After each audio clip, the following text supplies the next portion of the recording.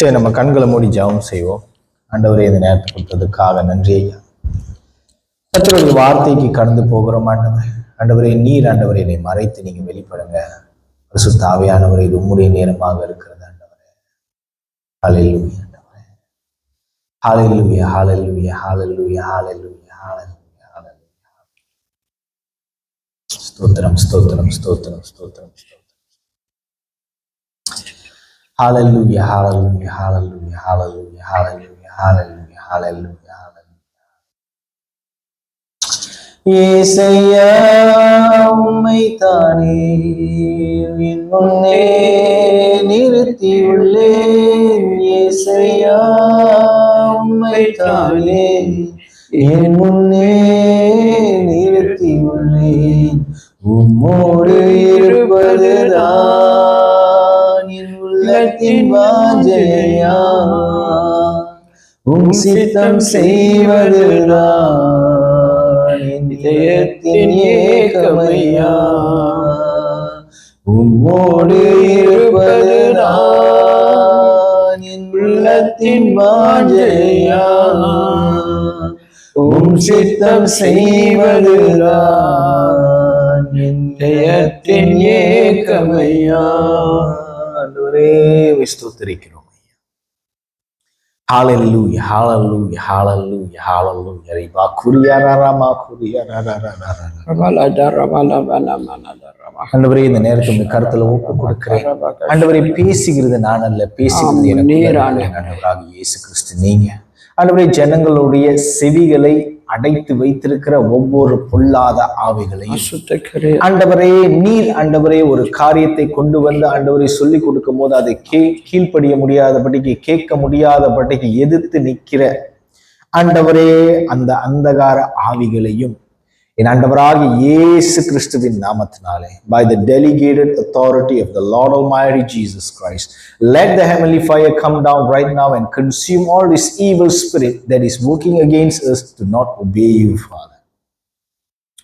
Hallelujah. ஆண்டவரே, விசுவாசத்தின் நிமித்தம் கேட்டோம், விசுவாசத்தின் நிமித்தமே கேட்டதை பெற்றுக்கொண்டோம். ஆண்டவரே, ஆண்டவரே பரிசுத்த ஆவியானவர், இந்த விசுவாசம் எங்களுக்குள்ள வாரத்துக்கு எங்களுக்கு எந்த விதமான தகுதியும் இல்லை. ஆனாலும் என் ஆண்டவராக இயேசு கிறிஸ்து நீங்க உங்களுடைய மிகுந்த கிருபையினாலும் மிகுந்த இரக்கத்தினாலும் உம்முடைய விசுவாசத்தை எங்களுக்குள்ள கிரியை செய்கிற உம்முடைய விசுவாசத்தையே நீர் எங்களுக்கு ஆசீர்வாதமாக இருக்கிறீர். உம்முடைய ஆசீர்வாதத்துக்காக நாங்கள் நன்றி செலுத்துகிறோம். ஆண்டவரே, உம்முடைய ஆசீர்வாதமே காரியங்களை ஆண்டவரை பிறப்பிக்கும்படிக்கு ஆண்டவரே, ஆண்டவரை ஜனங்களுடைய இருதயத்துல ஒரு புது காரியத்தை இன்னைக்கு பிறப்பிக்கும்படிக்கு உம்முடைய ஆசீர்வாதம் ஆண்டவரை இவர்களுக்குள்ள கிரியை செய்யும்படிக்கு ஆண்டவரை இவர்கள் யாவரையும் என்ன ஆண்டவராகிய இயேசு கிறிஸ்துவின் நாமத்தினாலும் இரத்தத்தினாலும் ஆசீர்வதிக்கிறேன். ஆண்டவரை, ஆண்டவரை நாங்கள் மிகவும் பாக்கியம் பெற்றவர்கள். ஆண்டவரை, ஆண்டவருடைய வார்த்தையை கேட்கறதுக்கான நாங்கள் மிகவும் பாக்கியம் பெற்றவர்கள். எப்பொழுதும் இது எங்களோட சிந்தனையில எப்பொழுதும் இருக்கும்படிக்கு ஆண்டவரை எங்களுக்கு உதவி செய்யுங்க. என்னை மறைத்துக் கொள்ளுங்க. பேசுறது ஜெவின் தானே அப்படின்னு ஆண்டவரை உதாசனப்படுத்தாதபடிக்கு, ஜெவினுக்குள்ள இருக்கிற ஆண்டவராகி இயேசு கிறிஸ்து பேசுறாரு என்று சொல்லி ஆண்டவரை ஆர்வமுடன் கேட்கும்படிக்கு நீர் உதவி செய்யும். Unto the mighty name of the Lord Almighty Jesus Christ's name we pray. Amen. Amen. Hallelujah. Hallelujah. எப்போதும் ஆண்டவர் ஒரு காரியத்தை வந்து நம்ம கிட்ட சொன்னார்னா அது வந்து பாருங்க, ஆண்டவர் எவ்வளவு அன்பானவர்னாக்கா, நம்ம இதை சொல்லிட்டு இது சொன்னா உங்களுக்கு புரியும்ன்றனால நான் அதை சொல்றேன். ஆண்டவர் எவ்வளவு அன்பான தெய்வம்னாக்கா, அவர் எல்லாத்தையும் படைச்சாரு, எல்லா காரியத்தையும் படைச்சாரு, மனுஷனையும் படைச்சாரு. மனுஷனை படைச்சிட்டு மனுஷன் விழுந்து போன உடனே, சரியா, அழகா எல்லாத்தையும் படைச்சிட்டு மனுஷன் விழுந்து போன உடனே மனுஷங்கிட்ட இருந்து அந்த சுயமா முடிவெடுக்கிற அந்த சிந்தனை இருக்குல்ல, அந்த காரியத்தை ஆண்டவர் எடுக்கவே இல்லை அவங்க கிட்ட இருந்து. புரியுதுங்களா? சுயமா உங்களால உங்களுக்கு வந்து ஆண்டவர் வேணும்னு உங்களால சொல்ல முடியும், ஆண்டவர் வேணான்னு உங்களால சொல்ல முடியும். அவர் பேச்சை நம்ம கீழ்ப்படிய முடியும், கீழ்ப்படியாமையும் நம்மளால போக முடியும். அந்த என்ன சொல்லுவாங்க, அந்த சுய உணர்வு, அந்த காரியத்தை வந்து ஆண்டவர் வந்து நம்மகிட்ட இந்த விலைக்கு போடாம, எவ்வளவு விழுந்தாலும் அது திரும்பி திரும்பி திரும்பி திரும்பி அதை நான் வந்து திருப்பி நான் அதை சரிப்படுத்துவேனே தவிர்த்து நான் அது என்னோட ஜனங்க கிட்ட இருந்து நான் அந்த சுய விருப்பத்தை வந்து நான் புடுங்க மாட்டேன். ஆண்டவர் ரொம்ப ஜென்டலா சில விஷயத்த சொல்லுவாரு. அவர் சொல்லும் போது நம்ம வந்து கீழ்ப்படிறது கேட்கறது வந்து அவருக்கு அவர் மேல நம்ம அன்பா எப்படி இருக்கிறோம் அப்படின்றத வந்து நமக்கு அது கண்ணாடியாக காண்பிக்கும். புரியுதுங்களா? அதனாலதான் ஆண்டவர் சொல்றாரு, எவன் என்னுடைய கட்டளைகளை வைத்திருக்கிறானோ, ஆண்டவராக இயேசு கிறிஸ்து சொல்றாரு, யோவான் 17வது அதிகாரத்தில் நீங்க பார்க்கலாம். எவன் என்னோட கட்டளைகளை வைத்திருக்கிறது மாத்திரமில்லாமல் அதன்படி கீழ்ப்படுகிறானோ அவனே என்னை நேசிக்கிறவன், என் பிதாவுக்கும் அவன் மேல் நேசமாக இருக்கும். நானும் அவன் என்னை நேசிப்பதின் நிமித்தம் நானும் அவனை நேசித்து என்னை அவனுக்கு காண்பிப்பேன். புரியுதுங்களா? சோ அப்ப கட்டளைகளை வைத்திருக்கிறது மாத்திரம் அல்லாமல் அதன்படி செயல்படுகிறவர்கள் தான் ஆண்டவராக இயேசு கிறிஸ்துவ உண்மையாலுமே நேசிக்கிறவங்க அப்படின்னு அவர் சொல்லியிருக்கிறார். ஆமென். 17:5 நினைக்கிறேன். ஆமாவா? பிதாவே, உலகம் உண்டாவதற்கு முன்னே உம்மிடத்தில் எனக்கு உண்டாயிருந்த மகிமையிலே இப்பொழுது நீர் என்னை உம்மிடத்தில் மகிமை. இல்ல அது இல்ல நினைக்கிறேன். It's okay. நான் ஒன்றான மெயின் தேவனாகிய உண்மையும் நீர் அனுப்பினாராகிய இயேசு கிறிஸ்துவும் அறிவதே நித்திய ஜீவன். ஆமென். பாருங்க, நான் வந்து இந்த யாக்கோப்பு புஸ்தகத்தை வந்து நான் வந்து தியானிக்க ஆரம்பிச்சேன். யாக்கோப்பு புஸ்தகத்தை நான் தியானிக்கும் போது இந்த 1வது அதிகாரம் 2வது வசனத்திலிருந்து 5வது வசனம் வரைக்கும், ஓகே, அங்க சில காரியங்கள் இருக்கு. அது குறித்து நம்ம இன்னைக்கு வந்து தியானம் பண்ணுவோம். என்னன்னாக்கா, அநேக காரியங்கள் நம்ம வாழ்க்கையில வந்து நம்ம சொன்ன மாதிரி அநேக காரியங்கள் வந்து நம்ம வாழ்க்கையில வந்து வந்துகிட்டே இருக்கும். நம்மளுக்கு சோதனை வரும், நம்மளுக்கு வந்து அடி வரும், உழுவு வரும். நம்ம மனசுல ஒரே ஒரு கேள்வி இருக்கும், நீங்க என்னை நேசிக்கிறேன்னு சொல்றீங்களா ஆண்டவரே?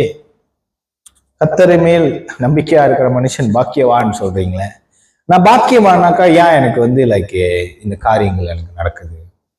நான் பாக்கியவான்னாக்கா நான் ஆண்டவரை நம்புறேன். கர்த்தரை நம்பினோர் தேர்வு பெற்றோர் சியோன் மலை போல் உறுதியுடன் அப்படின்னு வந்து நம்ம ஈஸியா நம்ம வந்து வசனத்தை வந்து சொல்லி நம்ம ஜெபம் பண்ணும்போது நம்ம சொல்றோம், கர்த்தரை நம்பினோர் என்னை நம்பு. நம்பிக்கை, நம்புறது, அந்த வார்த்தை வந்து நம்ம வந்து எப்போதுமே இப்பெல்லாம் வந்து நம்ம நம்பு அப்படின்னு சொல்ற அந்த வார்த்தை வந்து ஒரு வார்த்தையாவே போயிருது. அது வார்த்தையில கிரியை இல்லாத ஒரு வார்த்தையாக இருக்குது. ஆனா ஏன் நம்மளுக்கு வந்து அந்த மாதிரி கிரியை இல்லை? நம்ம வந்து நம்புன்னு சொல்றோம், அந்த நம்புன்ற வார்த்தைக்கு நம்மளுக்கே அர்த்தம் தெரியும். புரியுதுங்களா நான் என்ன சொல்றேன்னு? நம்புனாக்கா என்னது? நம்புனாக்கா என்ன நம்புறது? சோ அந்த காரியத்தை தான் நம்ம வந்து அது குறித்து அந்த நம்பிக்கைக்கு பின்னாடி என்ன காரியங்கள் ஆண்டவர் எதிர்பார்க்கிறாரு, நம்மகிட்ட இருந்து என்ன எதிர்பார்க்கிறாரு அப்படின்றதுதான். பாருங்க, படிங்க யாக்கோப்பு 1 அதிகாரம் 2வது வசனம் படிக்கிறேன். 1வது அதிகாரம் 1வது அதிகாரம் 2வது வசனம். என் சகோதரரே, நீங்கள் பலவிதமான சோதனைகளில் அகப்படும் போது உங்கள் விசுவாசத்தின் பரீட்சையானது பொறுமையை உண்டாக்கும் என்று அறிந்து அதை மிகுந்த சந்தோஷமாக எண்ணுங்கள். நீங்கள் ஒன்றிலும் குறை உள்ளவர்களாயிராமல் பூர்ணராயும் நிறை உள்ளவர்களாயும் இருக்கும்படி பொறுமையானது பூரண கிரியை செய்ய கடவுது.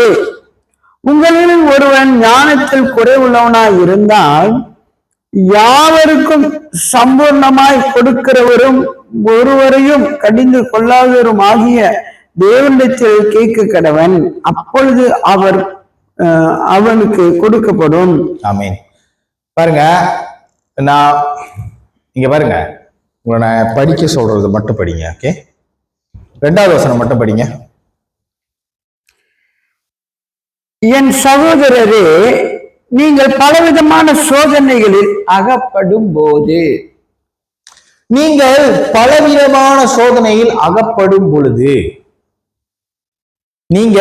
பலவித நீங்க ஓகே. ஆனா இங்க என்ன சொல்லுதுனாக்கா, இப்ப நம்ம சோதனையில அகப்படும் பொழுது பலவிதமான காரியத்துல மனவேதனையில நம்ம அகப்படும் போது அடுத்தது உங்கள் விசுவாசத்தின் பரீட்சையானது பொறுமையை உண்டாக்கும் என்று அறிந்து அதை மிகுந்த சந்தோஷமாக எண்ணுங்கள். மிகுந்த சந்தோஷமா எண்ணணுமா? மிகுந்த சந்தோஷமா எண்ணணுமா? நம்ம வந்து அடிபட்டு உதப்பட்டு வேதனைப்படும் பொழுது வேதம் நம்மளுக்கு சொல்லி கொடுக்குற காரியம் நீங்க அது வந்து மிக சந்தோஷமாக எண்ணுங்க. ஆனா இதே நம்ம வந்து யார்கிட்டயாவது நம்ம பேசணும்னாக்கா என்ன தெரியுமா சொல்லுவாங்க? நான் ரொம்ப வேதனை, நான் அப்படி பண்ணிட்டு போயிட்டான், இந்த மாதிரி ஆச்சு, இப்படி ஆச்சு, இந்த மாதிரி ஆச்சு அப்படின்னு சொன்னோம்னா என்ன தெரியுமா சொல்லி கொடுப்பாங்க? என்னத்துக்கு பொறுமையா இருக்கிற, பொங்கி எழுந்துரு. என்னத்துக்கு இப்போ வந்து நம்ம இறங்கி போனோம், என்னத்துக்கு நம்ம இப்படி செய்யணும், என்னத்துக்குன்றது உலகத்தோட போதனை. ஆனா இங்க வந்து என்ன சொல்லுதுன்னா மிகுந்த சந்தோஷமாக, மிகுந்த சந்தோஷமா எண்ணுங்க. மிகுந்த சந்தோஷமா எண்ணுங்க. நம்பிக்கை என்ற வார்த்தைக்கு என்ன அர்த்தம்னா, நம்பிக்கை என்ற வார்த்தை எப்படி கிரியை செய்யும்னா, எந்த இடத்துல கிரியை செய்யும்னா, நீங்கள் பலவிதமான சோதனைகளில அகப்படும் பொழுது. நல்லா இருக்கிறவனுக்கு எதுக்கு நம்பிக்கை? சோதனை இல்லாதவனுக்கு எதுக்கு நம்பிக்கை? அவனுக்கு நம்பிக்கை வைத்து என்ன பண்றதுன்னு தெரியாது. He doesn't know what to do with hope. Okay, hope is something you will have inside you.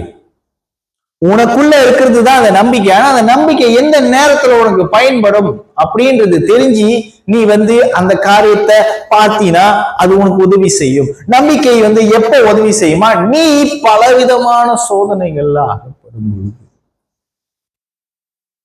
ஆனா நம்பிக்கைக்கு அர்த்தம் நான் சொன்னல, நம்பிக்கைனா என்ன நம்மளுக்கு தெரியல. நம்பிக்கைனா என்ன? நீ பலவிதமான சோதனையில அகப்படும். அப்படிங்க, உங்கள் விசுவாசத்தின் பரீட்சையானது பொறுமையை உண்டாக்கும் என்று அறிந்து அதை மிகுந்த சந்தோஷமாக எண்ணுங்கள். உங்களோட நீ பலவிதமான சோதனையில அகப்படும் பொழுது அப்படின்னா என்ன அர்த்தம்னா, நீ பலவிதமான சோதனையில அகப்படும் பொழுது உனக்கு என்ன நடக்குது? உன்னோட விசுவாசத்தின் பரீட்சை, உன்னோட விசுவாசத்தை பதம் பார்க்கிற அந்த பரீட்சை நடக்குது. அந்த பரீட்சை நடக்கும் போது அந்த பரீட்சை என்னத்தை பிறப்பிக்குதான்?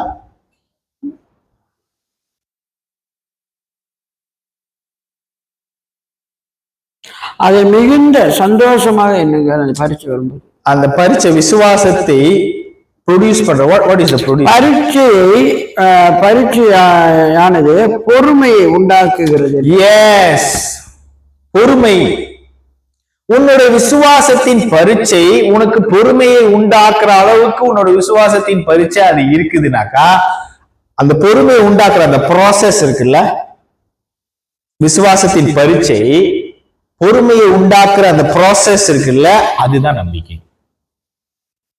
அங்கேருந்து அங்க மாறுதா? அதாவது விசுவாசத்தின் பரீட்சையில இருந்து பொறுமைக்கு மாறுது இல்ல, அந்த நடுவுல ஒரு காரியம் ஒன்று நடக்குது இல்ல, அது என்னதுன்னு நம்மளுக்கு தெரியாது இல்ல, அதுதான் நம்பிக்கை. நம்பிக்கை எங்க கிரியை செய்யுது?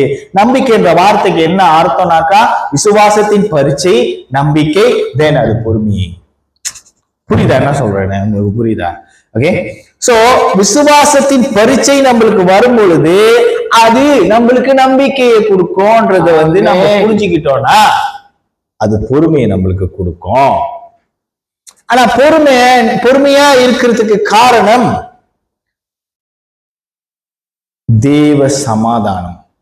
பிகாஸ் இப்ப பாருங்க, இப்ப நான் இவ்வளவு பேசுறேன்ல, நான் வந்து ஒரு பிரசங்கம் பண்ண வந்துட்டு இங்க நின்றுட்டு அதெல்லாம் பிரைஸ் லார்ட் எல்லாம் எப்படி இருக்கிறீங்க, நல்லா இருக்கிறீங்களான்னு சொல்லிட்டு பிரசங்கமே பண்ணாம நான் போயிட்டேன்னு வச்சுக்கீங்களேன், அது எப்படி இருக்கும்? ஒன்றும் இல்லை, அது வந்து பாக்குறதுக்கு வந்து ஏதோ கம்ப்ளீட் ஆகாத மாதிரி இருக்கும். என்ன அவரு வந்தாரு, ஒண்ணுமே பேசல, பிரைஸ் லார்ட் சொல்லிட்டு போயிட்டாரு அப்படின்ட்டு. அப்ப ஒரு காரியத்தை நிறைவா ஆக்குறதுக்கு பாருங்க, இப்ப நம்ம தங்கம் போட்டிருக்கோம், இதெல்லாம் போட்டிருக்கோம்ல, இந்த தங்கம் வந்து சுத்தமான தங்கம் இல்ல. The gold that we are wearing is not a pure gold. There are certain things mixed in the gold. அதாவது சில காரியங்கள் சில அழுக்குகளும் இந்த தங்கத்துல இருக்கு. ஸோ தங்கம்னா நீங்க என்ன நினைச்சுக்கிறீங்கன்னா, தங்கம் வந்து லைக் பியோர், ஓ தங்கம் தங்கம் தான் அப்படின்னு. தங்கத்தை எடுப்பாங்க, எப்படி எடுப்பாங்கனாக்கா மண்ணுல இருந்து எடுப்பாங்க. தங்கத்தை எடுக்கும்போது கருப்பா இருக்கும் தங்கம். அதுல சில சில சில ரசாயனங்கள் கலந்துருக்கும், அதுல சில கெமிக்கல்கள் இருக்கும், சில பார்ட்டிகல்ஸ் இருக்கும். Okay, particles. ஓகே, அதுல வந்து சில பார்ட்டிகல்ஸ் இருக்குது. ஸோ இந்த பார்ட்டிகல்ஸ் எல்லாம் இருந்தாக்கா தான் இது தங்கம். உங்களுக்கு புரியுதுங்களா? ஆனா அந்த அந்த தங்கத்தை செய்யறதுக்கான அந்த எல்லா இன்கிரீடியனும், எல்லா காரியமும் பரிசுத்தமானது கிடையாது. சுத்த தங்கம். புரியுதா என்ன சொல்றேன்னு? சுத்த தங்கம் போல இருக்கிறான்டா அவன், சுத்த தங்கம்டா அவன், சுத்த தங்கம். நம்மளுக்கு புரியல, எனக்கும் உங்களுக்கு சுத்த தங்கம்னா என்னன்றதே புரியல. ஏன்னாக்கா அந்த தங்கம் வந்து எடுக்கும் பொழுது அந்த தங்கத்துக்குள்ள சில காரியங்கள், சில அழுக்குகள் கலந்துருந்தாதான் அது தங்கம். அந்த அழுக்குகள் அந்த தங்கத்துல இல்லைன்னா அது தங்கம் இல்லை. படைப்பே அப்படிதான் இருக்குது. புரியுதா நான் சொல்றேன்னு? இவன் சுத்த தங்கண்டா அப்படின்னு சொல்றானாக்கா, அப்படின்னா அவங்க என்ன அர்த்தத்துல அதை சொல்றாங்கனாக்கா, இவர் பல விதமான அகப்பட்டு வந்து இப்ப வந்து செழிச்சு நிக்கிறாரு, அதான் அர்த்தம். நம்ம சுத்த தங்கம்னு சொன்னோம்னா அவர் வந்து பியோர் அப்படின்னு நம்ம நினைச்சோம். But is the pure gold. Even you take the pure gold, சுத்த தங்கத்தை நீங்க எடுத்துக்கிட்டா கூட தேவையில்லாத காரியங்கள் அந்த தங்கத்துக்குள்ள இருக்கும். அமிலங்கள், தேவையில்லாத அமிலங்கள் வந்து அந்த தங்கத்துக்குள்ள இருக்கிறனாலதான் அது தங்கமா ஜொலிக்குது. சோ அதனாலதான் ஆண்டவர் என்ன சொல்றாருன்னா, இங்க யாக்கோபு மூலியமா ஆண்டவர் என்ன சொல்றாரு? யாக்கோபு வந்து யாரு யாக்கோபு? யாக்கோபு ஈசாக்கோட பையன், இயேசுவோட ஒண்ணு விட்டு சகோதரன். இயேசுவோட ஒண்ணு விட்டு சகோதரன் அப்படின்னா என்ன அர்த்தம்னாக்கா, ஜீசஸோட பிறப்பு வந்து பரிசுத்தமான பிறப்பு. ஓகே, அவர் வந்து அதுக்கப்புறம் யோசேப் மூலியமாக வந்த மகன் தான் James. Okay, James is one of Jesus followers. அவனோட சீஷன், இயேசுவோட சீஷன். ஓகே, சோ அவர் வந்து அவர் எடுத்த உடனே பாருங்க, இந்த யாக்கோபு புஸ்தகம் ஆரம்பிக்கிறதே எப்படி ஆரம்பிக்கிறதுனா, அது படிங்களா எப்படி ஆரம்பிக்குதுன்னு. தேவனுக்கும் கர்த்தராகிய இயேசு கிறிஸ்துவுக்கும் ஊழியக்காரனாகிய யாக்கோபு சிதறி இருக்கிற 12 கோத்திரங்களுக்கும் வாழ்த்துதல் சொல்லி எழுதுகிறதாவது. படிங்க, அதுக்கப்புறம் தான் கீழே வருது. முதல் காரியமே என்ன வருது? வாழ்த்துதல் சொல்லி 12 கோத்திரம். முதல் காரியமே வந்து அவர் என்ன சொல்றாருன்னா, இங்கிலீஷ் பைபிள்ல நீங்க எடுத்து படிச்சீங்கன்னாக்கா, இந்த தலைப்பு முடிஞ்சதுக்கு அப்புறம் எடுத்தோடனே என்ன தெரியுமா சொல்றாரு? கன்சிடர் இட் பியூர் ஜாய், மிகுந்த சந்தோஷமாக எண்ணுங்கள் அப்படின்னு சொல்லிட்டு தான் அவர் வந்து ஆரம்பிக்கிறாரு. ஆனா தமிழ் பைபிள்ல வந்து மொழிபெயர்த்திருக்கிறதுனால அது கடைசியா வருது அந்த வார்த்தை. ஆனா இங்க இங்கிலீஷ்ல வந்து எப்படி சொன்னா, consider it pure joy my brothers and sisters whenever you face trials and of many kinds, because you know that testing of your faith produces perseverance.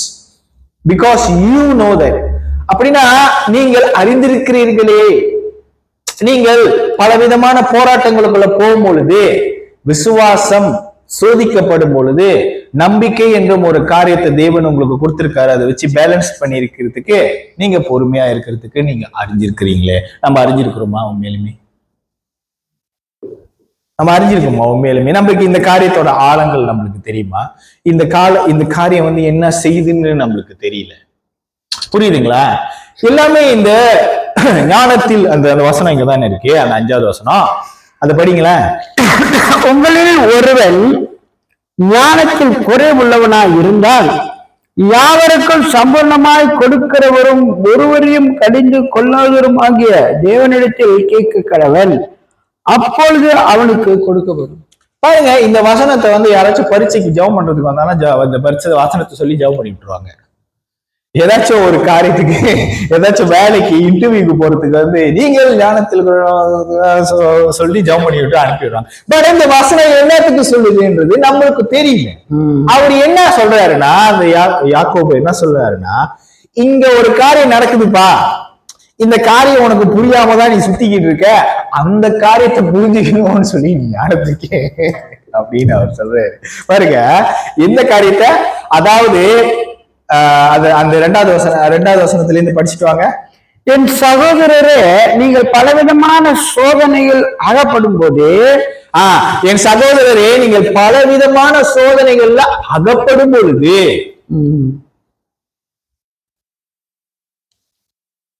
உங்கள் விசுவாசத்திலே நீங்கள் பலவிதமான சோதனையில் அகப்படும் போது உங்கள் விசுவாசத்தின் பரீட்சையானது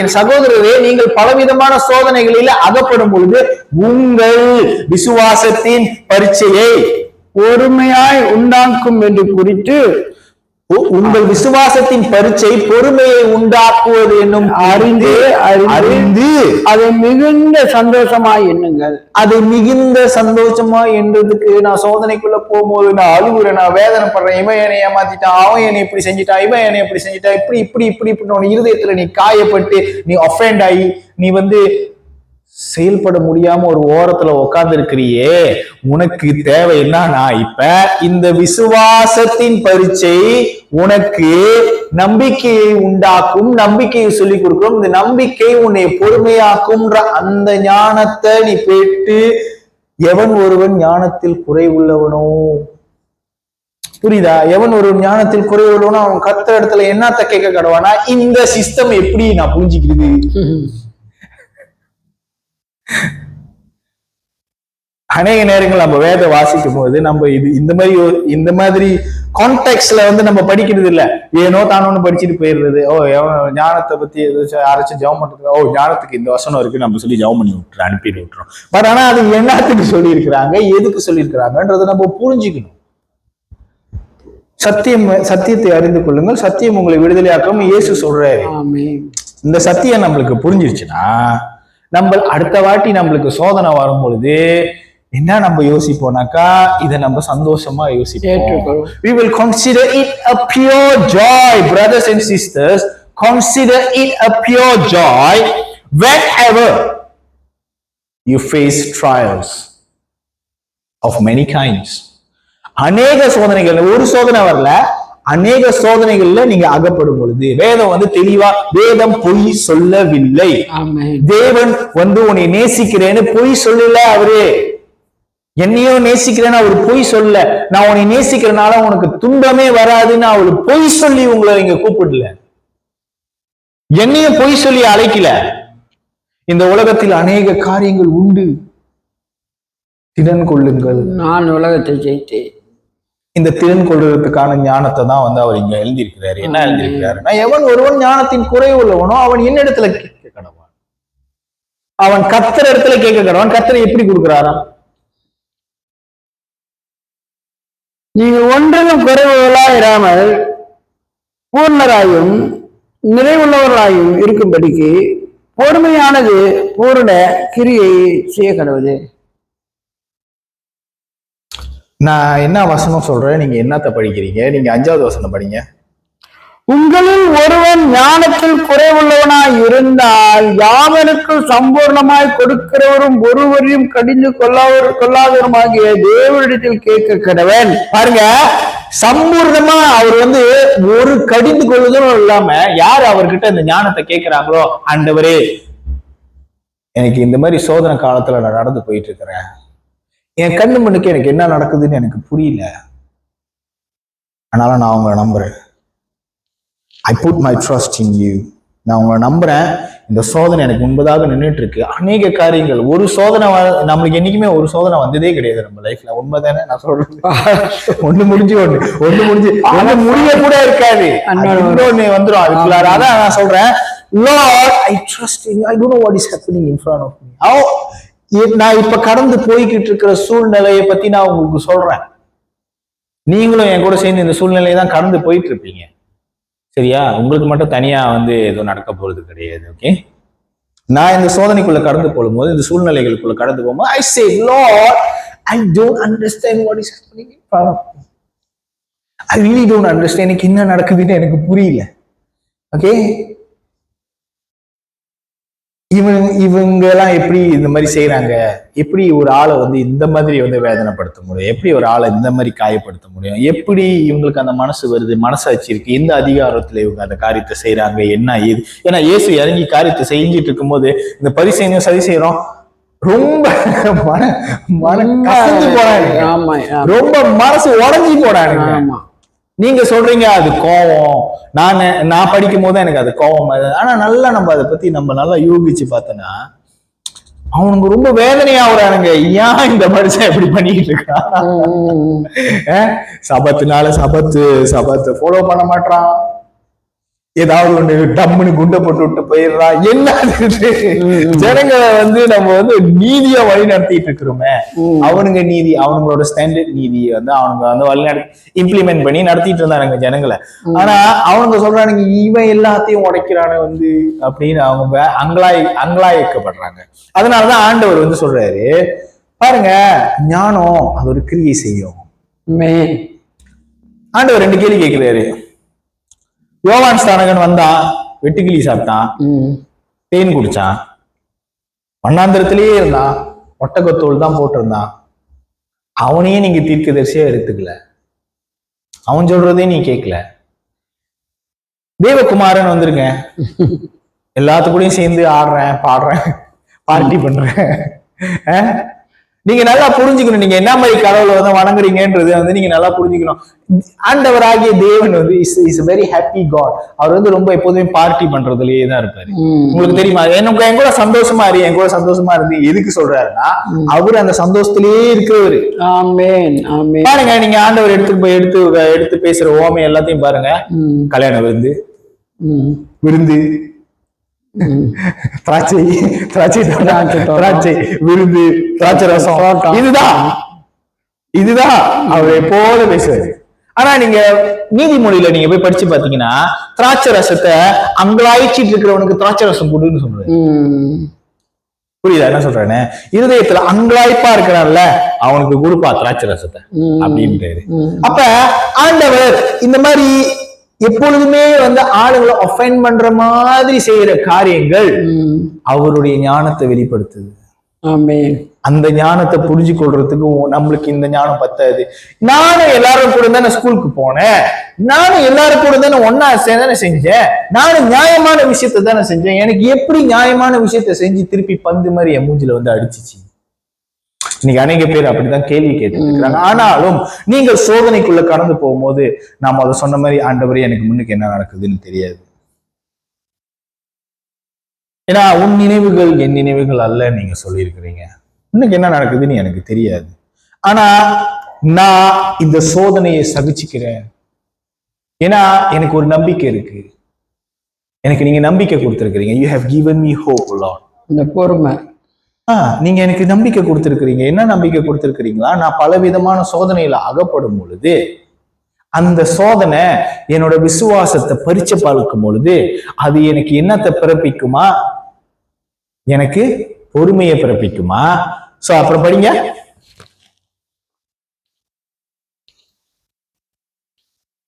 நாலாவது வசனம். நீங்கள் ஒன்றிலும் குறை உள்ளவர்களாய் இராமல் பூரணராயும் நிறைவுள்ளவர்களாயும் இருக்கும்படி பொறுமையானது பூர்ண கிரியையை செய்ய கடவுள். சொல்லுங்க, சோதனை எதுக்கு வருதுன்னா நீ ஒன்றுத்துக்கும் குறை இல்லாம பூரணமா இருக்கும்படிதான் சோதனை வருது. You must be complete because the one that you are worshiping is complete.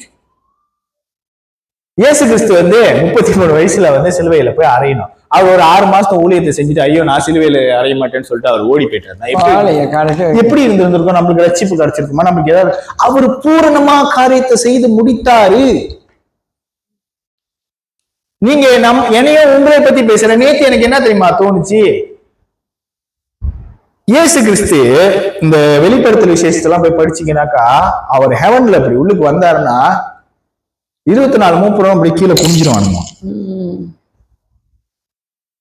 எல்லா தேவ தூதர்களும் அணிஞ்சிருவாங்க. அப்படியாப்பட்ட ராஜா நீங்க பார்த்திருக்கவே மாட்டீங்க உங்க வாழ்க்கையில. இதெல்லாம் அப்படியே தர குப்புற தேவ தூதர்களை நம்ம கண்ணுல நம்மளால ஒரு வாட்டியாச்சும் நீங்க பார்த்திருக்கீங்களா? நான் பார்த்தது இல்லை.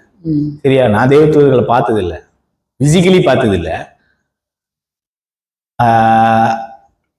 வானத்துல உள்ள கிரியைகளை நம்ம பார்த்தது கிடையாது. புரியுதுங்களா? எதுவுமே பார்த்தது கிடையாது. நம்ம என்ன நினைச்சுக்கிறோம்னாக்கா நம்மளுக்கு இருக்கிற பிரச்சனை தான் பெருசு. என்னையும் சேர்த்துதான். நான் நான் நான் உங்களை சொல்றேன், நான் 10 மடங்கு அந்த மாதிரி. எங்க அம்மாவுக்கு சும்மா சும்மா போன் அடிச்சுட்டே கேட்டுட்டே இருப்பேன். எங்க அம்மாட்ட சொல்லிட்டே இருப்பேன், எனக்கு ஜெபம் பண்ணீங்களா, எனக்கு ப்ரே பண்ணீங்களா. எனக்கு நான் மற்றவங்க எல்லாம் நீங்க என்ன உங்க அம்மாக்கிட்ட எல்லாம் கேட்பீங்கலாம் எனக்கு தெரியாது. I always ask my mom, எனக்கு ஜெபம் பண்ணீங்களா, இன்னைக்கு ஜெபம் பண்ணீங்களா, எனக்கு ஜெபம் பண்ணீங்களா, இன்னைக்கு ஜெபம் பண்ணீங்களா, எனக்கு ஜெபம். இதேதான் நான் திரும்பி திரும்பி கேட்டுட்டே இருப்பேன். ஏன்னா அந்த அளவுக்கு காரியங்கள் என் தலையிலயும் அந்த அளவுக்கு காரியங்கள் இருக்குது. ஓகே, பட் இப்ப என்ன பிரச்சனைனாக்கா, இந்த ஹோல் ப்ராசஸே ஆண்டவர் எதுக்கு வச்சிருக்கிறாரு? நீ சோதனைக்குள்ள கடந்து போய் சோதனை உன் விசுவாசத்தை பரீட்சை பார்க்கும் பொழுது அந்த நம்பிக்கை தேவன் உனக்கு கொடுத்த அந்த நம்பிக்கை, அந்த விசுவாசத்தின் பரீட்சையில உனக்கு உதவி செய்யும் பொழுது நீ அந்த நம்பிக்கையை பிடிச்சு கொண்டு பொறுமையா மாறுவ. ஏன் இந்த காரியம் நடக்குதுன்னா, நீங்க ஒன்னுத்துக்கும் குறைச்சல் இல்லாதபடிக்கு, ஒரு குறையும் இல்லாதபடிக்கு. நான் முதலே சொன்ன, தங்கத்துல ஒரு ஒரு காரியத்தை நீங்க வெளியே எடுத்துட்டீங்கன்னா அது தங்கமா இருக்கு. அது நல்லதா இருந்தாலும் சரி, நல்ல அழுக்கும் இருக்கும் தங்கத்துல, கெட்ட அழுக்கும் இருக்குமா? புரியுதா? தங்கத்துல நல்ல அழுக்கும் இருக்கு, கெட்ட அழுக்கும் இருக்கு. அது ரெண்டு சேர்ந்தாதான் அது தங்கம்.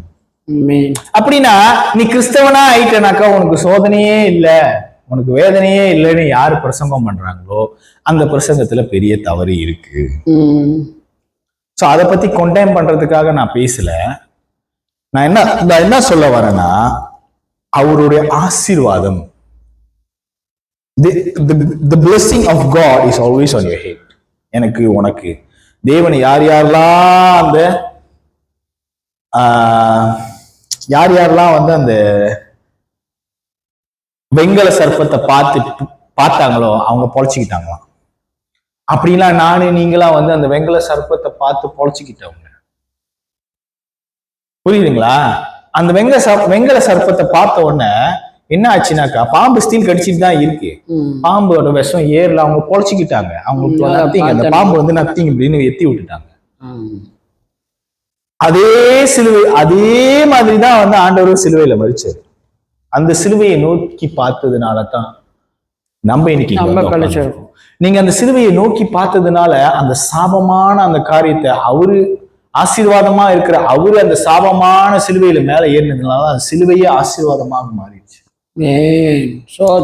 அந்த ஆசீர்வாதத்தின் நிமித்தம் தான் அந்த ஆசீர்வாதம் நம்ம தலைமையில இருக்குது. The blessing is on our head. உனக்கு ஆசீர்வாதம் இருக்குன்றதுக்காக உனக்கு சோதனை இல்லை, அப்படி இல்லை. எவ்வளவுக்கு எவ்வளவு உனக்கு சோதனை வருதோ அவளுக்கு அவ்வளவு உனக்கு விசுவாசத்தை பலப்படுத்துறதுக்கு ஆண்டவர் உன்னை சேலஞ்ச் பண்றாரு. அல்லேலூயா. அவர் எதுனால உன்னை சேலஞ்ச் பண்றாருன்னா, ஏன் ஒன்னே தேர்ந்தெடுத்து அதை சேலஞ்ச் பண்றாருன்னா, நீ ஒன்றுலயும் குறை இல்லாம, நீ ஒரு காரியத்துல கூட குறை இல்லாம நீ பூரணராகும்படிக்கு. மனுஷன் கண்ணுக்குள்ள பூரணர் வேற. ஆனா ஆண்டவர் சாமுவேல் தீர்க்கதரிசி கிட்ட என்ன சொல்றாருன்னா, அவன் தாவீது அபிஷேகம் பண்றதுக்கு பதிலா இன்னொருத்தன் வந்தான். அவனை பார்த்தா வாட்ட சட்டமா இருக்குது, ஓகே இவன் தான் ராஜாவா இருப்பான். ஆண்டவர் உள்ளுக்கு வந்து சொல்றாரு, அவன் தீர்க்கதரிசி, அவன் உள்ளுக்கு வந்து சொல்ற, ஏய் நீ பாக்குற மாதிரி நான் பார்க்க மாட்டேன். மனுஷன் உருவத்தை பாக்குறான், ஆண்டவர் அகத்தை பாக்குறாரு, ஆண்டவர் இருதயத்தை பாக்குறாரு. அப்படி இருதயமா உன்னை அறிஞ்சிட்டு இருக்கிற தேவன் உன் சோதனையை உனக்கு எதுக்கு அனுமதிச்சிருக்கிறாருன்றது உனக்கு தெரியாம போச்சேப்பா. அவனை நேசிக்கிறது நிமித்தம் தான் நான் இதை அனுமதிச்சேன். ஏன்னாக்கா என்ன போலவே நீ பூர்ணர் ஆகும்படிக்கு. முதல்ல அவங்க கிட்ட ஒரு கதை சொல்லியிருந்தேன். ஏசு கிறிஸ்து, நேற்று எனக்கு ஒரு சிந்தனை வந்துச்சு. ஏசு கிறிஸ்து ஹெவன்ல நடந்து வந்தாக்கா, பரலோகத்துல நடந்து வந்தாக்கா, ஒருவனும் இப்படி நிக்க மாட்டானா, எல்லாம் இப்படி கீழே தரையில படுத்து கிடப்பானாங்க. என்ன என்ன என்ன சொல்லி படுத்துங்க, என்ன சொல்லி படுத்திருப்பாங்க கீழே?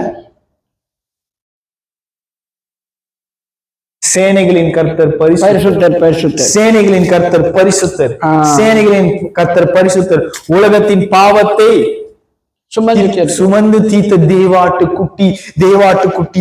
குட்டின்னு தரையில படுத்து கிடப்பாங்களாம். அப்படியா பட்ட இயேசு கிறிஸ்து பிதா அவர்கிட்ட சொல்லும் போது, நீ போய் மாட்டு தொழுவத்துல பார்க்கணும், அப்படின்னும் போது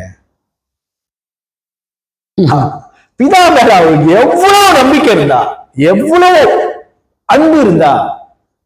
ஓகே, அப்படியாப்பட்ட ராஜா இந்த உலகத்துல எந்த ராஜாவுக்கு ஈடு இல்லாத ஒரு ராஜா அந்த ராஜா. அந்த ராஜா, அப்படியாப்பட்ட ராஜா, ஆண்டவரோட கையிலேயே இருந்த அந்த ராஜா வந்து மாட்டு தொழுவத்துல வந்து பிறந்தாராங்க. எனக்கு இதை கேட்டவன பலான்னு ஓங்கி ஒரு அற விட்ட மாதிரி இருந்துச்சு. ஆவியானவர் வந்து எனக்கு இது காரியத்தை வெளிப்படுத்தணும். நீ என்ன உன்னை பெருசுன்னு நினைச்சிட்டு இருக்கிறியா?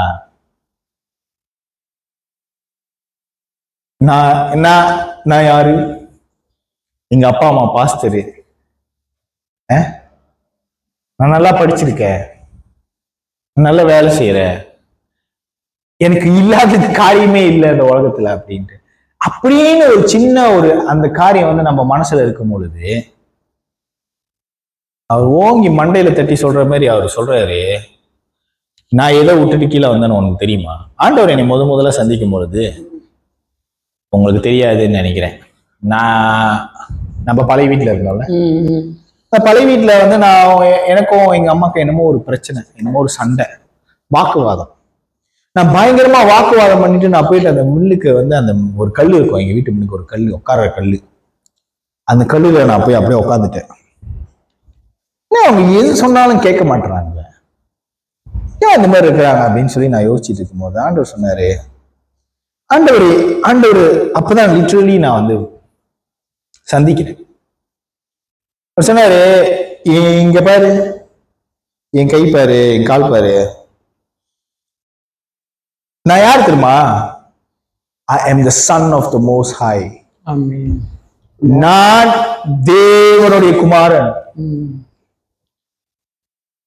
ஆனா நான் இந்த வேதனைக்குள்ளாக போய் கீழ்ப்படிஞ்சது நிமித்தம் தான் இன்னைக்கு எனக்கு ஆக உயரமான ஸ்தானம், பிதாவின் வலது பரிசத்தின் சிங்காசனம், ஆக உயரமான ஸ்தானம். அதுக்கு மேல ஒரு உயரமான ஸ்தானம் இல்லவே இல்லை. பிதாவே சொல்லிட்டாரு, எல்லாமே இனிமே இயேசு கிறிஸ்துவ தான் வணங்கணும்னு சொல்லிட்டாரு.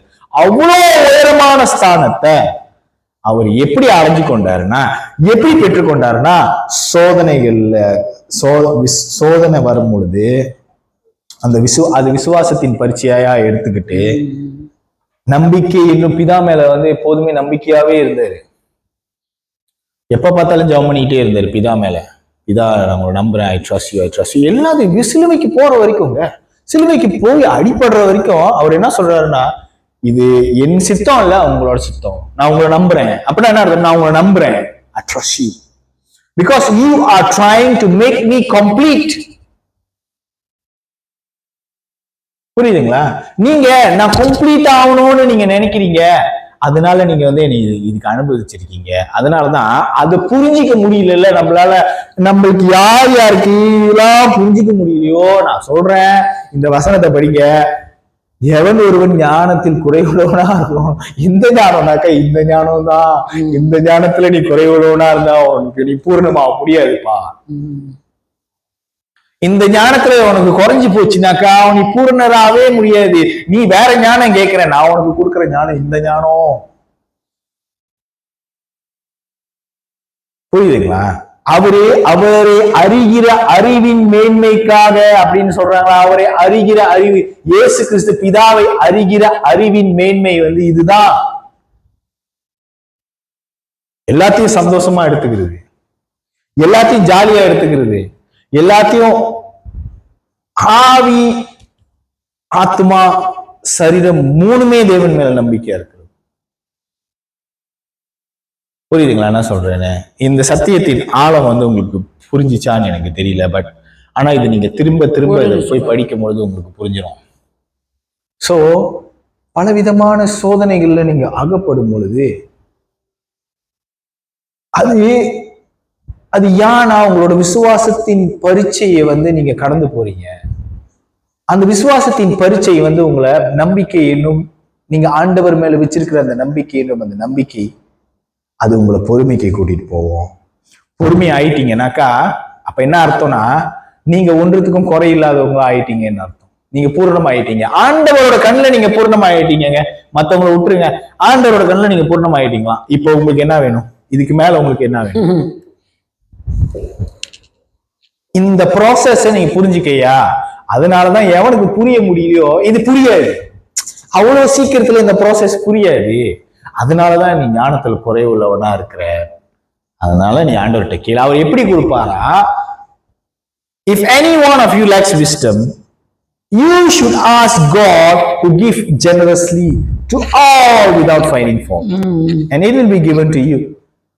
5வது வசனம் படிங்க திரும்பி. உங்களில் ஒருவன் ஞானத்தில் குறை உள்ளவனாய் இருந்தால் யாவருக்கும் சம்பூர்ணமாய் கொடுக்கிறவரும் ஒருவரையும் கடிந்து கொள்ளாதவருமாகிய தேவனிடத்தில் கேட்க கடவன், அப்பொழுது அவனுக்கு கொடுக்கப்படும். பாருங்க, எவன் ஞானத்துல குறை உள்ளவரா இருக்கிறானோ நீங்க ஆண்டவர்கிட்ட வேண்டி கேட்டுக்கொள்ளுங்கப்பா, இந்த ஞானத்தை கேட்டுக்கொள்ளுங்க.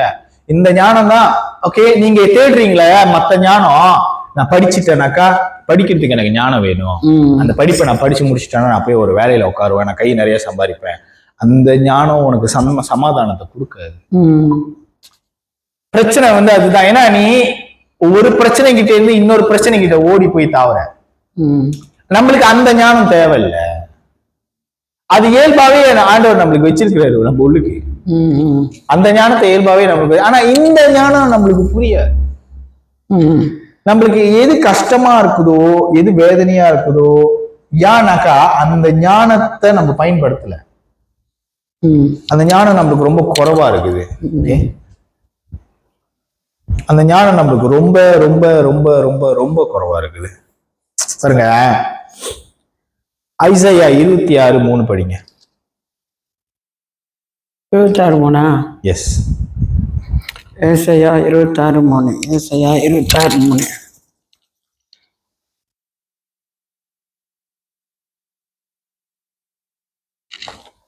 ஐசையா 26:3 என்ன போட்டிருக்குன்னா, உம்மை உறுதியாய் பற்றி கொண்ட மனதை உடையவன் உண்மையே நம்பி இருக்கிறபடியா. உண்மை உறுதியாய் பற்றி கொண்ட மனதுடையவன் உண்மையே நம்பி இருக்கிறபடியா நீர் அவனை பூர்ண சமாதானத்துடனே காத்துக்கொள்வீர். உண்மை உறுதியாய் பற்றி கொண்டு இருக்கிறபடி. எப்ப நீ உறுதியா பற்றி கொண்டு இருப்ப? உனக்கு சோதனை வராம நீ எப்படி உறுதியா பற்றி, உனக்கு வேதனை வராம எப்படி நீ உறுதியா பற்றி கொண்டிருப்ப? இதெல்லாம் உன்னை ஆண்டவர்கிட்ட கிட்டதானே கொண்டு போவோம். அது நல்லது தானே. It's good. நான் அழுகுறது நல்லது, நான் வேதனைப்படுறது நல்லது, நான் துக்கிக்கிறது நல்லது. ஏன்னா அது என் விசுவாசத்தை பூர்ணப்படுத்தும். விசுவாசத்தை பூர்ணப்படுத்தின உடனே நான் பொறுமையாயிருவேன். பொறுமையில எனக்கு குறைச்சலே இருக்காது, நான் பூர்ணமாயிருவேன். உண்மையே உறுதியாய் பற்றி கொண்டிருக்கிற மனதுடையவன் உண்மையே நம்புகிறவன். உண்மையே நம்புகிற. இது எல்லாமே அவ்வளவுதான் நம்புவேன்ற இடத்துக்கு உங்களை கூட்டிட்டு போவோம். அந்த மாதிரி போயிட்டவனே என்ன நடக்குமா?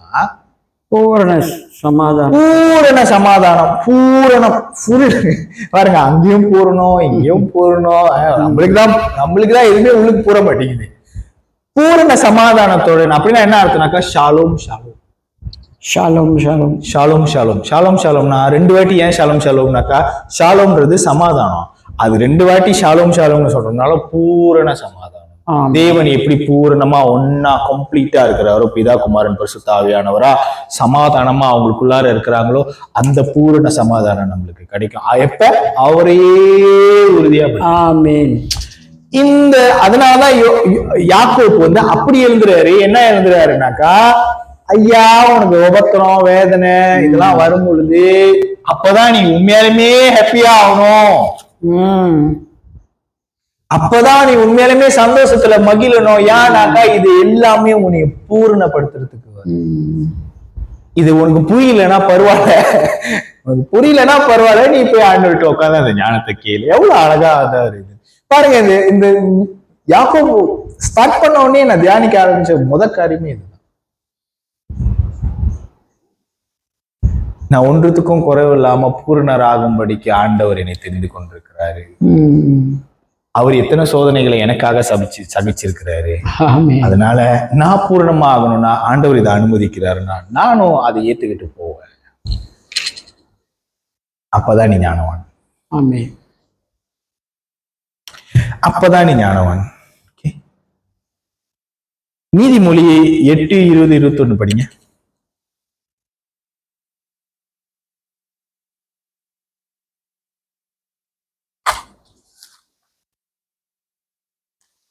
எட்டு 8:20-21.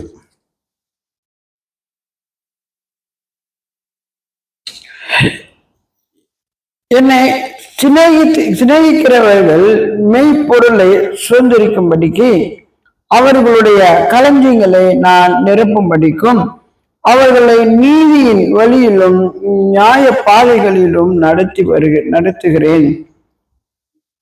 கர்த்தர் தமது கிரியைகளுக்கு முன் பூர்வ முதல் என்னை தமது வழியிலே ஆதியாக கொண்டிருந்தார்.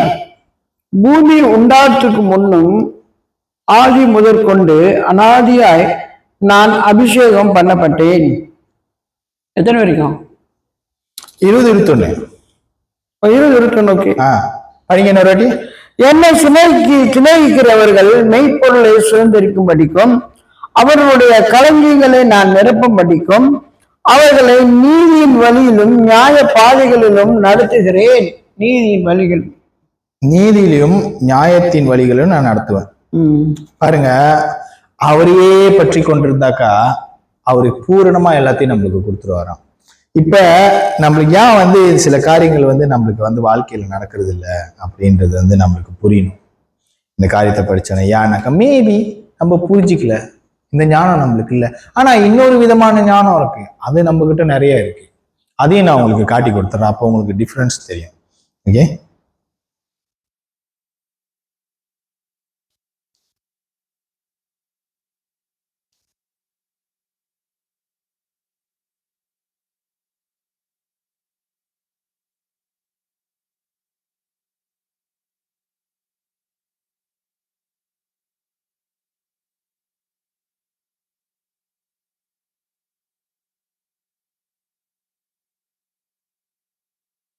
such wisdom is demonic and earthly and unspiritual. Okay.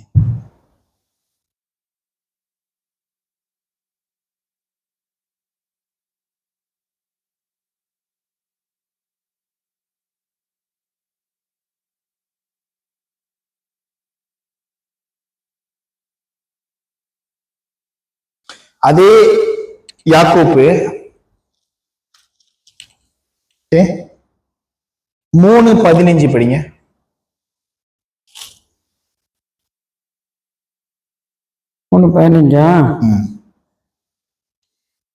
இப்படிப்பட்ட ஞானம் பரத்திலிருந்து இறங்கி வருகிற ஞானமாயிராமல் லௌகீக சம்பந்தமானதும் ஜென்ம சுபாவத்துக்குரியதும் பெய்தனத்துக்கு அடுத்ததுமாயிருக்கிறது.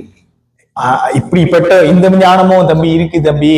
ஆனா அது என்ன மாதிரினா, நீங்க கொஞ்சம் மேல இருந்து 13வது வசனத்துல இருந்து அப்படி படிச்சுட்டு வாங்க. 13, 14, 15 படிங்க. உங்களில் ஞானியும் விவேகமாய் இருக்கிறவன் எவனோ அவன் ஞானத்திற்குரிய சாந்தத்தோட தன் கிரியைகளை நல்ல நடக்கையினாலே காண்பிக்க கடவன். உங்கள் இருதயத்திலே கசப்பான வைராக்கியத்தையும் உன் இருதயத்துல கசப்பு இருந்துச்சுன்னா, வைராக்கியம் இருந்துச்சுன்னா, அடுத்தது வைராக்கியத்தையும், அதாவது கசப்பான வைராக்கியத்தையும் விரோதத்தையும் வைத்தீர்கள். ஆனால் நீங்கள் பொறுமை பாராட்டாதீர்கள், நீங்க பெருமை பாராட்டாதீர்கள். அந்த மாதிரி உனக்கு அப்படியே ஒருத்த மேல உனக்கு சரியான ஆத்திரம்னா, உனக்கு ஒருத்த மேல உனக்கு வாழ்க்கை முழுவதுமும் நீ அவனுக்கு ஒத்து வராதுன்னு நீ மனசுல நினைச்சுக்கிட்டு நீ அவன் கூட கரு கட்டிக்கிட்டு நீ நின்றுட்டு இருந்தீங்கன்னா அது ஞானம் கிடையாது. அது என்ன மாதிரி ஞானமா? எஸ். இப்ப இந்த ஞானத்தை நம்ம எதுக்கு பயன்படுத்துறோம் தெரியுமா? ஆண்டவர் மேலேயே பயன்படுத்துறோம். நீ எனக்கு செய்யலையா நான் ப்ரே பண்ண மாட்டேன், நீ எனக்கு செய்யலையா நான் சர்ச்சுக்கு போக மாட்டேன், நீ எனக்கு இந்த மாதிரி, நீ எனக்கு அந்த மாதிரி. அப்படியாப்பட்ட ஞானம் எங்கேருந்து வருதுன்னா, உன்னை ப்ரே பண்ண விடாமக்காம, நீ சர்ச்சுக்கு போக விடாமக்காம, உன்னை கண்ட கண்ட காரியத்தை யோசிக்க வைக்கிற, ஆண்டவருக்கு கீழ்ப்படிதலே பண்ண முடியாத அந்த ஆவி என்ன மாதிரி ஞானம்னா அது வேற மாதிரி ஞானம். இப்ப நான் உங்களுக்கு சொல்லி கொடுத்துட்டு நீங்க வீட்டுக்கு போய் செக் பண்ணிக்கங்க உங்களுக்கு என்ன மாதிரி ஞானம் இருக்குன்னு. ஒரு ஞானம் இப்படி பண்ணுது, ஒரு ஞானம் வந்து நீ என்ன மாதிரி சோதனையில போனாலும் நீ வந்து வேதனைப்படுறது ஓகே, ஆண்டவருக்கு புரியும். ஏன்னா வேதனைப்படுறவங்களுக்கு அருகில ஆண்டவர் இருக்கிறார். ஓகே, உன்னை பலப்படுத்துறதுக்கு. எஸ், உனக்கு சோதனை வருது, நீ வேதனைப்படும் பொழுது, ஆனா ஆண்டவர் சொல்ல நீ வேதனையே படாதேன்றாரு. ஏன்னாக்கா இதெல்லாம் உன்னோட விசுவாசத்தை மேன்மைப்படுத்தும் தம்பி. அந்த விசுவாசத்தின் நிமித்தம் நீ பொறுமையா இருக்கும் போது மவுண்டன் பார்த்திருக்கிறீங்களா? மவுண்டன். அதனாலதான் அந்த வசனத்தை அவர் சொல்றாரு, கர்த்தரை நம்பினோர் தேர்வு பெற்றோர் சியோன் மலை போல உறுதியுடன். சியோன் மலையில மேல நீங்க போய் நின்னீங்கன்னாக்கா புகையா இருக்குங்க. இந்த பனிமலை பாத்தீங்கன்னா, பனிமலை சொல்லுவாங்களே, பனிமலையில மேல பனியா இருக்கும், மலையே தெரியாது. மலையை சுத்தி பனியா இருக்கிறதுனால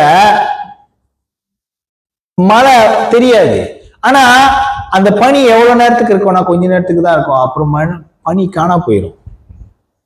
மழை உறுதியா தெரியும், கண்ணுல தெரியும், மழை தெரியும், ஓ மழை இருக்கு. அந்த பனியெல்லாம் மறைச்சிக்கிட்டு இருக்கிறதுனால அந்த மழை தெரியல. சில சமயம் நம்மளுக்கு வந்து ஏன் வந்து நம்ம உறுதியா இருக்கிறோன்றது நம்மளுக்கு தெரிய மாட்டேங்குது. இந்த மாதிரி பணிகள் நம்மளை மறைச்சிட்டு இருக்கிறதுனாலதான் இந்த மாதிரி தேவையில்லாத சிந்தனைகள், லௌகீக காரியங்கள், அது இதோட அது மாதிரி நிறைய காரியங்களை நம்ம வந்து திங்க் பண்ணிக்கிட்டே இருக்கணும். ஸோ நம்ம சியோன் மலை, நம்ம தான் மலைன்றதை நம்ம மறந்துட்டோம். பனியோட சேர்ந்து பனியா போறதுக்கே நம்ம ட்ரை பண்ணிட்டு இருக்கோம். ஏன்னா நீங்க நவர முடியாது, நீங்க மலை அதுதான் நவந்து போவோம், நீங்க எங்க உறுதியா உட்காந்து. அதனாலதான் அந்த வசனம் அப்படி சொல்லுது, கர்த்தரை நம்பின ஒரு தேர்வு பெற்றோர் சியோன் மலை போல நீ உறுதியா இரு, நீ இரு. அது போட்டோம், அந்த பனிலாம் போட்டோம். அப்புறம் எப்படி பர்வதங்கள் எருசலேமை சுத்தி இருக்குதோ அது போலவே தேவன் அவருடைய ஜனங்களை சுத்தி இருப்பார். ஆமென். அந்த வசனத்துக்கு அடுத்த வசனமே, பர்வதங்கள் எப்படி எருசலேமை சுத்தி இருக்கிறதோ அது போலவே தேவன் தன்னுடைய ஜனங்களை இப்பொழுதும் எப்பொழுதும் சுத்தி இருப்பார். சோ அப்ப ஞானம் என்பது ஒரு காரியத்துல நிலைத்து நிற்கிறது. அந்த ஒரு காரியம், அந்த ஒன்றே உங்களுக்கு தேவை, ஒன்னே ஒண்ணுதான். இந்த ஞானம் தான் நம்மளுக்கு தேவை. மத்த இந்த ஞானத்தை நம்ம மதிப்பு கொடுக்க வேணாம். ஞானம் இதுதான், கர்த்தருடைய ஞானம். சோதனை வேதனை வரும்பொழுது கர்த்தரை அதிகமா புரிஞ்சு கொள்றதுக்கும் என் விசுவாசம் பெருக்கிறதுக்கு கர்த்தர் இதை அனுமதிச்சிருக்கிறாருன்னு என்னைக்கு நினைக்கிறியோ அன்னைக்கு நீ ஞானவான் ஆயிட்ட, நீ பூரணர் ஆயிட்ட. ஆமே. சோ நம்ம எழுந்து நின்று இந்த ஞானத்துக்காக ஆண்டவருக்கு நம்ம ஜெபம் பண்ணுவோம். ஸ்தோத்திரம் ஆண்டவரே, நன்றி. ஹல்லேலூயா. பரிசுத்த ஆவியானவரே உமக்கு நன்றி ஆண்டவரே. இன்னையிலிருந்து நாங்கள் ஜெபிக்கிறதுக்கு சோர்ந்து போக மாட்டோம். நாங்கள் சோர்ந்து போகாமல் ஜெபித்து பெற்று கேட்கிற ஒரே ஒரு காரியம் இதுதான், நான் ஜெபின்.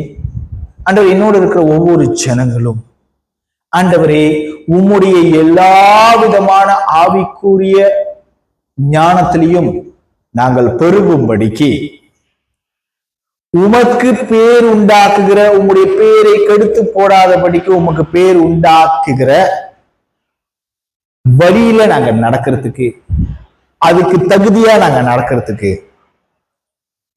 எல்லா விதத்திலையும் தேவ ஞானத்துல, தேவனுடைய அறிவுல, தேவனை புரிஞ்சு கொள்றதுல எல்லா விதத்திலையும் நாங்க கனி கொடுக்கும்படிக்கு உம்முடைய எல்லா வல்லமையினாலும் நீங்க எங்களை பலப்படுத்துங்க.